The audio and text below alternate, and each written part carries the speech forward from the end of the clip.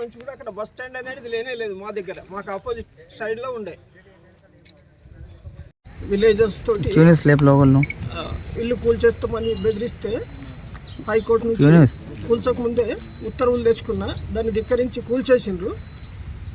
తర్వాత మళ్ళీ contempt of court అదేసిన, అది కేసు నడుస్తున్నది, రన్నింగ్లో ఉన్నది. ఆ కేసు విత్డ్రా చేసుకోమని నా మీద అట్రాసిటీ కేసు పెట్టిండ్రు, అది నడుస్తున్నది.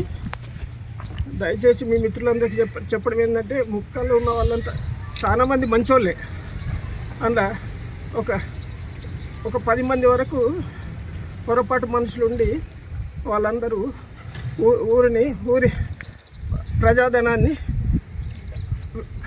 అనవసరంగా ఖర్చులు చేస్తూ నా మీద కక్ష సాధింపు చర్య తీసుకుంటున్నారు. నేను 10వ తారీఖు నాడు పోయి చూసిన, ఇట్లా బస్ స్టాండ్ వేస్తారని తెలిస్తే ఒక 8 మంది దాకా ముసుగు భూమేశ్వరు, ముసుగు నరసయ్య, టీ సాయన్న, ఇంకా మిగతా 8 మంది వరకు వచ్చి ప్రేమగా మాట్లాడినారు.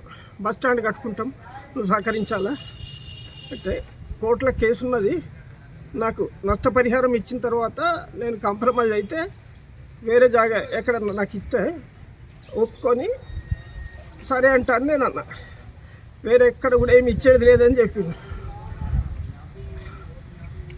బలవంతం చేస్తున్నారు, నన్ను చంపుతామని కూడా బెదిరించిండ్రు.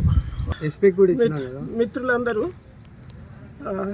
నాకు దయచేసి మీ సహకారంతో నాకు కాంపన్సేషన్ ఇప్పించి అందరినీ వేడుకుంటున్నా. కోర్టులో కానీ ఏదైనా కేసు నడుస్తుందా దీని విషయం? కంటెంప్ట్ ఆఫ్ కోర్టు ఉన్నది, మళ్ళా ఇంజక్షన్ ఆర్డర్ కూడా ఉంది.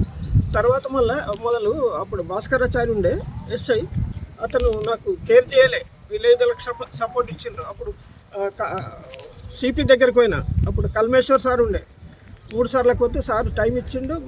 నా ముందరనే ఎస్ఐకి ఫోన్ చేసిండు.